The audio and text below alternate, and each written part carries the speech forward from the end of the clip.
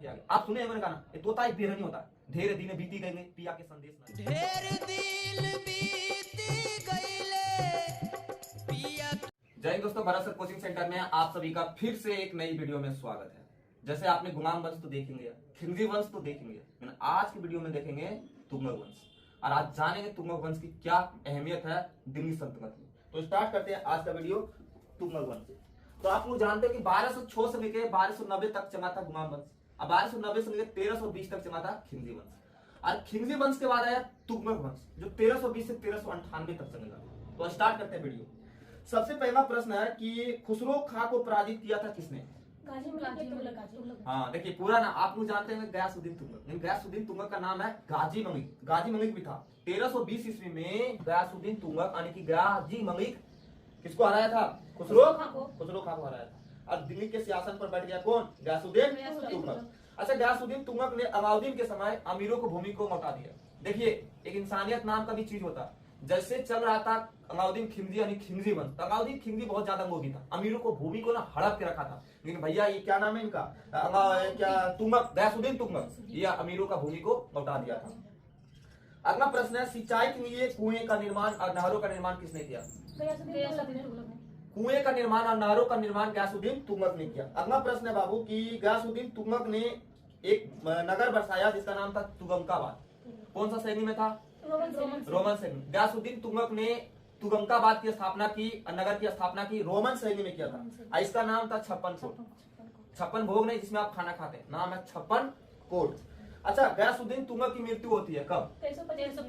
1325 में गयासुद्दीन तुगलक की मृत्यु हो जाती है। उसके बाद सुनिए ध्यान से, जब गयासुद्दीन तुगलक 1325 में बंगाल के अभियान के समय यानी कि बंगाल जा रहे थे, उस समय उनकी मृत्यु हुई 1325 में। और उस समय वो जो अभियान से जा रहे थे ना, जो महंग बनाया था ना, वो बनाया था किसने? जूना खा या तो उनका खा। जूना खा या उनका खा के द्वारा निर्मित महंग में गयासुद्दीन तुगलक को बंगाल के अभियान में 1325 में मृत्यु हो जाती है। अगला प्रश्न है कि बाबू कि गयासुद्दीन तुगलक के बाद गद्दी पर बैठता है उग्मू खा या जूना खा।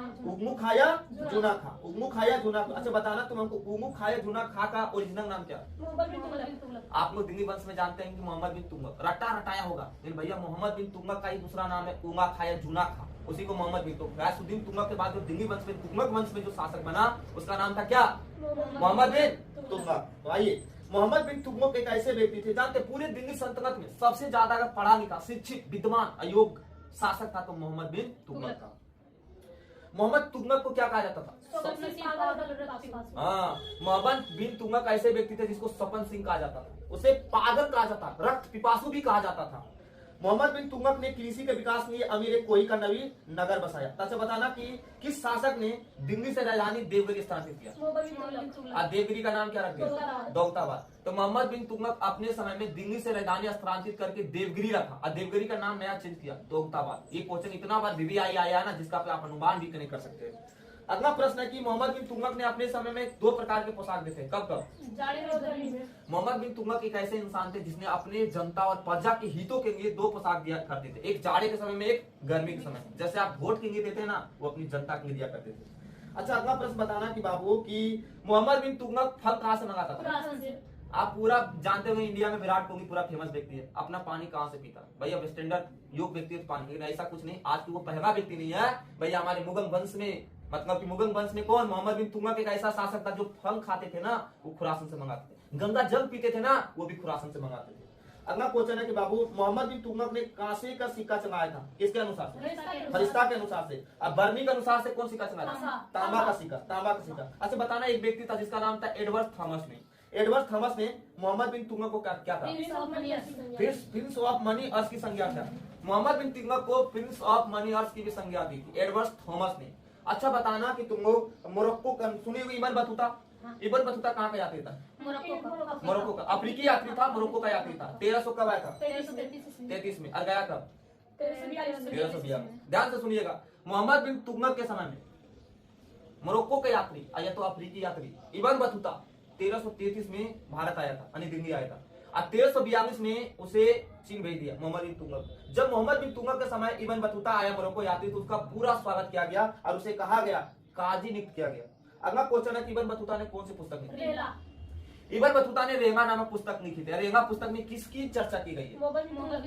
मोहम्मद बिन तुगलक के समय में आया था और उन्होंने पुस्तक लिखा था रेवा, उसमें मोहम्मद बिन तुगलक की चर्चा किया गया था। दूसरा प्रश्न है कि मोहम्मद बिन तुगलक के समय एक व्यक्ति था जिसका नाम था जिया नक्शबी। और जिया नक्शबी एक पहला व्यक्ति था जो कि संस्कृत ग्रंथों को फारसी में अनुवाद कर दिया। संस्कृत ग्रंथों किसमें अनुवाद किया?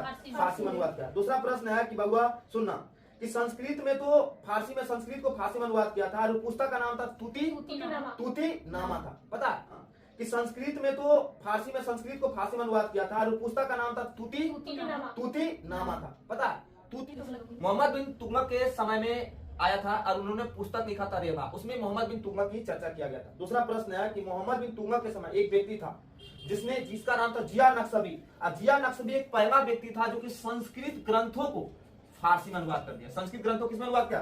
फारसी में अनुवाद किया। दूसरा प्रश्न है कि बबुआ सुनना कि संस्कृत में तो फारसी में संस्कृत को फारसी में अनुवाद किया था और पुस्तक का नाम था तूती नामा था। पता है तूती नामा में तोता का चर्चा किया गया। आप सुने हैं मैंने कहा ना, तोता एक बेरहनी होता है। ढेर दिन बीती गए पिया के संदेश न आएंगे।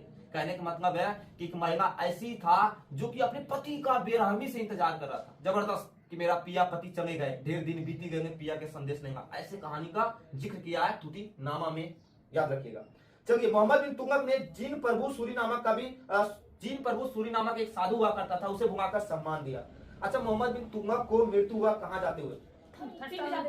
सिंध जाते हुए उनकी मृत्यु हो गई ठट्टा के निकट 1351। अच्छा मोहम्मद बिन तुगलक के समय में ही हरिहर और बिक्का दो भाई हुआ करता था। उन्होंने एक नगर का स्थापना किया। कौन सा नगर? विजयनगर। 1336 ईस्वी में मोहम्मद बिन तुगलक के समय में दो भाई, एक हरिहर और दूसरा बुक्का, दोनों मिलकर विजयनगर की स्थापना की थी। उसके बाद एक महाराष्ट्र में एक वंश चला था बहमनी वंश। बहमनी वंश का स्थापना किसने की? अलाउद्दीन बहमनी शाह एक ऐसे व्यक्ति थे जो मोहम्मद बिन तुगलक के समय में 1347 में बहमनी राजवंश की नींव डाली थी। अगला प्रश्न है कि मोहम्मद बिन तुगलक की मृत्यु पर एक लेखक था जिसका नाम था बदायूनी। बदायूनी का क्या कहना था सुनिएगा ध्यान से। बदायूं ने कहा मोहम्मद बिन तुगलक को मुक्ति मिली मोगों से और मोगों को मुक्ति मिली मोहम्मद बिन तुगलक से। अगला प्रश्न है कि बाबू की फिरोज शाह तुगलक गद्दी पर कब बैठा? 1351। देखिए भैया सुनिएगा ध्यान से मेरी बात को। फिरोज शाह तुगलक की मृत्यु हो गई 1351 में, नहीं सॉरी मोहम्मद बिन तुगलक की मृत्यु हो गई 1351। उसके बाद गद्दी पर बैठा फिरोज शाह तुगलक। चलिए अगला प्रश्न है आप सबों के लिए कि फिरोज शाह तुगलक एक ऐसा व्यक्ति थे जिन्होंने 24 कष्टदायक कर को हटा दिया। और कितने कर रखा? 4 कर। फिरोज शाह तुगलक 24 कष्टदायक कर को हटा के कितने कर रखे? 4 कर। अगला प्रश्न है भैया कि कौन ऐसा शासक था जिसने ब्राह्मणों पर जजिया कर लगाया? फिरोज शाह तुगलक एक ऐसे व्यक्ति थे जिन्होंने ब्राह्मणों पर जजिया कर लागू किया था। अब फिरोज शाह तुगलक ने नया करके सिंचाई का 1/10 भाग उपज किया। फिरोज शाह तुगलक ने 5 बड़े नहरों का निर्माण किया। और कितने छोटे नगर बनाए? 300 छोटे नगर बनाया, 5 को बड़े नगर बनाया। अच्छा आप लोग प्रश्न बताइएगा कि हिसार, फिरोजाबाद, फैजाबाद, जौनपुर, फिरोजपुर किसने बसाया? नाम में ही लिखा है फिरोजाबाद, फैजाबाद, भैया फिरोज शाह तुगलक ने बसाया। अगला क्वेश्चन सुनिए। फिरोज शाह तुगलक एक ऐसे व्यक्ति थे जितने भी अनाथ मुस्लिम थे और जितने भी विधवा थे और जितने भी सहायक नहीं कमजोर वर्ग की महिला थी, सबके लिए रोटी कपड़ा मकान की व्यवस्था किया था। इतने अच्छे शासक थे। और सुनिएगा मोहम्मद बिन तुगलक एक ऐसे शासक थे जो कि अपने दासों के लिए यानी अपने गुलामों के लिए, अपने नौकर के लिए यानी 1,80,000 नौकर को, दास को रोटी कपड़ा मकान दिया। प्रश्न तुम लोग से बाबू हमको बताना कि फतुहात फिरोजी की रचना किसने किया? फिरोज शाह तुगलक ने फतुहात नाम ही लिखा है उसकी स्थापना की। पता एक ऐसे व्यक्ति थे जिन्होंने जब ये मंदिर को मूटा, जैसे ज्वालामुखी मंदिर को जब फिरोज शाह तुगलक ने मूटा तो उसमें 1300 ग्रंथ थे। उसमें से कुछ ऐसे ग्रंथ थे जो कि फारसी थे, उनका विद्वान थे जो उन्होंने अनुवाद किया। अगला प्रश्न है कि फिरोज शाह तुगलक की मृत्यु कब होती है? फिरोज शाह तुगलक की मृत्यु होती है 1388 में। अब अगला प्रश्न बताओ कि भैया कि फिरोज शाह तुगलक ने दिल्ली में कोमटा फिरोज दुर्ग की स्थापना की थी। अच्छा फिरोज शाह तुगलक का वंश खत्म हो गया। जो तुगलक वंश का अंतिम शासक बना नसरुद्दीन मोहम्मद शाह। फिरोज शाह तुगलक का अंतिम वंश का शासक बना नसरुद्दीन मोहम्मद तुगलक। ये दिल्ली से पालनक तक रहा, दिल्ली से पता है नसरुद्दीन मोहम्मद के समय तैमूर का आक्रमण हुआ था दिल्ली पर, और 1300 कब हुआ? 98 में, 1398 में। उसके बाद नसरुद्दीन मोहम्मद तुगलक के समय में मलिक की उपाधि धारण की। और इसके बाद एक हिजड़ा, किन्नर समझते ना, जिसका नाम था ममिक सरोवर, जौनपुर की नई राज की स्थापना की। ये रहा हम लोग का तुगलक वंश। और नेक्स्ट वीडियो में मिलेंगे सैयद वंश के वन शॉट रिवीजन के साथ। अगर आप हमारे साथ जुड़े हैं, आपको वीडियो मिल रहा है, तो आप कहीं भी किसी भी कोने में सफलता हासिल हो सकता है अगर वीडियो आप अच्छे से वॉच करते हैं। अगर जनरल कंपटीशन का तैयारी करते हैं तो हमारी ये समान ज्ञान का जो बुक है, इसको मैं 9 बाय 9 डिस्कस करने जा रहा हूं। जो मेरे पास ज्ञान है आपके तक पहुंचाने का कोशिश करूंगा। वीडियो में बने रहे, मिलते हैं नए वीडियो के साथ। वेलकम करते हैं, take care, bye, see you, take care, जय हिंद, जय भारत।